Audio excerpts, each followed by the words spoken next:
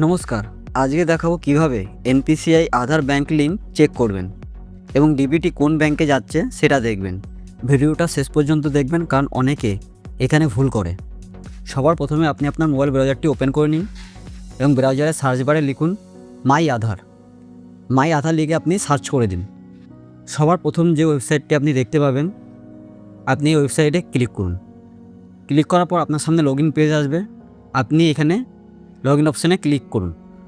Log in অপশানে click করার পর আপনার সামনে আপনার আধার নাম্বারটি চাবে এবং তার নিচে আপনি এই ঘরে যে ক্যাপচাটা আছে সেটা এখানটায় দেখে বসিয়ে দিয়ে লগ ইন উইথ ওটিপিতে ক্লিক করে দেবেন।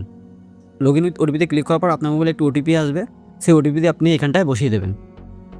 ওটিপিটা দেওয়ার পর আপনি এখানে লগ ইন করে দেবেন। লগ ইন করে দেওয়ার পর আপনার সামনে এই পেজটি ওপেন হবে। আপনি এই পেজে একটু নিচের দিকে আসলে দেখতে পারবেন এখানে ব্যাঙ্ক সিডিং স্ট্যাটাস বলে একটি কথা লেখা আছে। আপনি এখানটায় ক্লিক করুন। ক্লিক করার পর আপনার সামনে এই ডিটেলসটি শো করবে, your Aadhaar bank mapping has been done. তো এইখান থেকে আপনি খুব সহজে চেক করে নিতে পারবেন যে আপনার কোন ব্যাঙ্ক লিঙ্ক আছে, সেই ব্যাংকের নাম এখানে শো করবে।